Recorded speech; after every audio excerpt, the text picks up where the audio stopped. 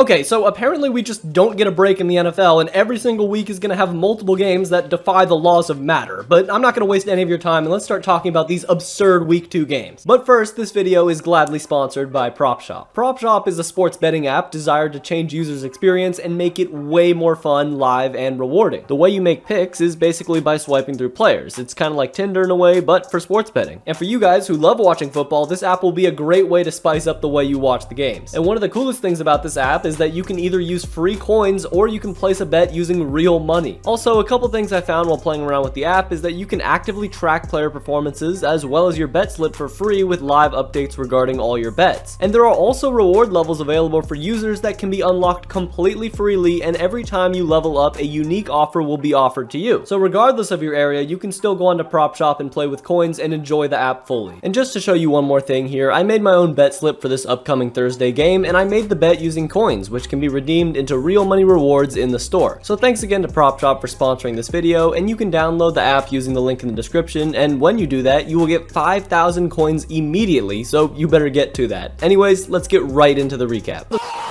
To me, it's very apparent that these teams are two of the best teams in the entire league. Patrick Mahomes still hasn't missed a single beat without child safety expert Tyreek Hill, and Justin Herbert was still slinging the ball around without Keenan Allen, and for the first half, it seemed like it would be a great game. And it's really a shame that Herbert had to throw a 99-yard pick six to a Wendy's cashier because that game was looking like it was going to come down to the wire. Well, the Chiefs are still amazing. I hate it here. Tua Tagovailoa. So, Lamar Jackson and the Ravens looked like the Super Bowl contender that we all dreamed they were, and they used their speed to straight up run over the poor Dolphins. And if it wasn't already over, the Ravens just decided to start digging their grave immediately as they scored another touchdown right before the half, so that's another blowout. Now, let's move on. What?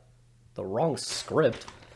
Oh, come on. Who is going to believe this? Seriously? You're telling me that Tua is going to throw for 6 touchdowns and damn near 500 yards? I just don't understand. Lamar Jackson played like an MVP and Tua outplayed him. And I know Tua played really well, but so many of his throws were to wide open receivers, so I'm still not sold on Tua. Give me like 2 solid weeks in a row, and I promise I will officially retire the name Turn the Ball Over. Oh my! Man, is that just me, or does it feel so weird to watch the Steelers and Patriots play against each other without Tom Brady and Ben Roethlisberger? But on a side note, Trubisky is so ass. We need to see Kenny Pickett very soon, because with TJ Watt on life support, the ceiling on the Steelers team is so much lower. But because the Patriots are playing in this game, it's incomprehensibly boring. But hey, right before the half, Mac Jones threw a pass that really should have been picked off, but apparently Nelson Aguilar is still in the league, and there's finally a touchdown to tease you a little bit that this game might be entertaining in some way. But no, a few boring drives later, and Najee Harris had one play that made me leave my seat for like 3 seconds, and yay, the Patriots won. God, that game was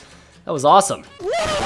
I don't know what it is. Every single year the Bucs and Saints play with Tom Brady under the helm now, the Bucs just seem to not know what they're doing and lose every single ounce of talent they have. And if it weren't for the Saints offense doing absolutely nothing, then this game would have played out like how it usually does, but that didn't happen, and the Bucs won. Also a pretty boring game, but trust me, it gets so much better.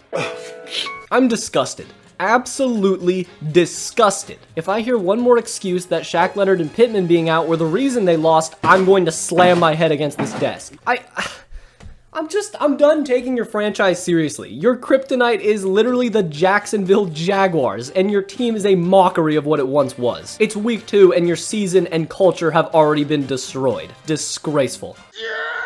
My God, Lions, you are spoiling your fans. Is that 2 games in a row where your young talent shines and you look like a competent organization? If he's somehow able to turn this team's culture around, there better be a Dan Campbell statue built right outside Ford Field immediately. I'm so impressed. This Detroit Lions team is a team that nobody wants to face. I'm so proud. It's good to see a suffering fan base get a small morsel of happiness. Keep it up, Lions. I think it's apparent that these are 2 not very good NFL teams. The entire game just felt like whatever team got in their own way less would come out with the victory, and with Saquon Barkley and Christian McCaffrey being held in check for most of the game, the Panthers and Giants offenses just looked stale. The Giants are easily the worst 2-0 team in the league, and the Panthers, well, it's time to look at the draft lottery, and a new GM, and a new quarterback, and a new head coach. Yeah, it is rough in Carolina. And the point after is no good. Well, if I'm being completely honest with you, the sad part is I can believe what happened in this game. The all-powerful football gods or something like that gave all Browns fans a little tease last week that things were going to be different, that Cade York and this new age Cleveland team was going to overcome their past demons. But this game of football is cruel. It doesn't care about your feelings. It does not care that you're going against the New York Jets, who have Joe Flacco's husk at quarterback, because somehow Joe Flacco dumps a 300 piece with 4 touchdowns on you and you blew a 99% chance to win. And Cleveland's previous hero, Cade York, became the villain in a matter of 7 days. So I present to you just another day in Cleveland. Let's run.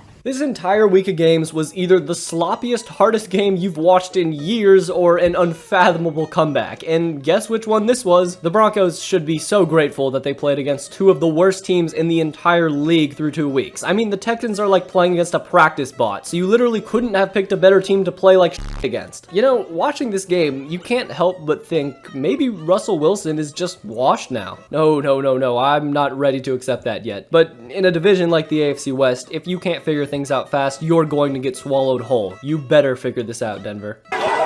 Now let me tell you a tale. A tale of a team, a city, a legacy that will never be put to rest. So I decided to take a trip to this game and was ready to see my favorite team, the Las Vegas Raiders, play some quality football. I went into this game with unreasonably high expectations, and for the first half, they were beyond surpassed that I almost shed tears of joy. But as I looked up at the scoreboard, seeing a 20-0 lead at halftime, I felt a disturbance. Like, I've been here before. And if you're a Raiders fan, the moment that you let up, the split second you begin to feel moderately comfortable, it's like blood in the water. Because immediately starting in the second half, every single play went as poorly as possible as the Cardinals produced plays that were only possible in a sandbox Madden game. But that's the thing with the Raiders. Just when you think it can't get worse, after multiple 4th down conversions, penalties to give the Cardinals new life, absurd 1 in a million catches, it does. Finally, after seemingly catching a break, the Raiders began to drive, and meanwhile, my ass at this point in the game was in the stands being completely still. At this point, I've been a statue for the last 30 minutes in real time, not moving or saying a goddamn thing. I was just appreciating art, because a comedy was being performed to the highest quality right in front of my eyes. The Raiders get a solid drive going, and at this point, I was just waiting for the teases, and then we got one. Renfrow fumbles, but we recover. The gods laugh at our misery from above, as we all know the inevitable outcome. Then Carr sails a pass right into the hands of the Cardinals, missing an unguarded Devontae Adams that would have ended the game on the spot. And in the final act, Hunter Renfrow fumbles for the second time in 3 plays, this one being returned for the game-winning score. And then I burst out in laughter. For a solid 2 minutes, I turned into the football Joker, laughing hysterically at our own misery. And this is how you get Kyler Murray getting socked in the face after the game, and the most defeated post-game atmosphere I've ever witnessed in my entire life. It will never change, and for the entire Raiders organization, if it can, it will always get worse. Thank you for listening to my TED Talk. Okay, so the fire alarm has got to be going off for the Bengals. I mean, this O-line is just straight up garbage. Joe Burrow easily has the highest chance to get injured out of any starting quarterback purely because of this absurdly expensive O-line that's just not able to do their job. Also, you just lost to Cooper Rush. Come on, Bengals, it's not going to get easier than this. You better clean this up quickly. I don't want to have to worry about you going forward.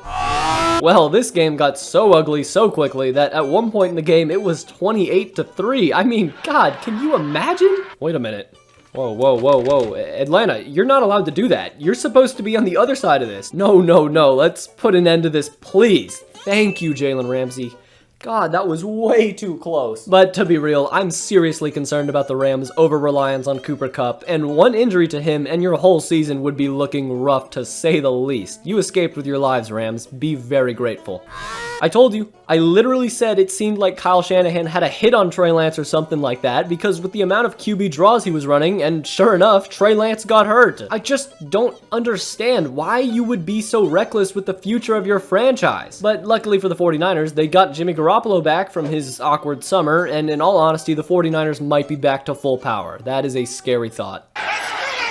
Not too much to say, just Aaron Rodgers' routine plundering of the Chicago Bears organization. Good team beats bad team badly. Woohoo. Skip it up and that up. Okay, this is exactly what I expected to see, yet I'm still surprised. Derrick Henry was completely contained, and Stephon Diggs and Josh Allen were completely not contained, and yeah, that's about it. The Bills at this point look like far and away the best team in the entire NFL, just dismantling the Super Bowl champions in week 1, and now the former first seed in the AFC in back-to-back weeks. I just hope that someone is able to figure out a weakness with this Bills team, because the way they've been looking, it looks like the 07 Patriots just might have some company. Yes, sir! I was so excited to see this game. To me, these were two of the best teams in the entire NFL and NFC, and well, one clearly looked better than the other. The Eagles played a flawless first half of football, and then like good teams do, they slammed the door on the Vikings for good. But what worries me most about Minnesota is the fact that they got so many opportunities to crawl back into this game, and they just blew them all. But it's primetime Kirk Cousins, and Justin Jefferson got a full plate of the most underrated corner in the NFL in Darius Slay, so I'm not going to think too much into it. Anyway, if you enjoyed this video, then consider subscribing, because I've already made a lot of videos similar to this one, and if you like this video for some reason,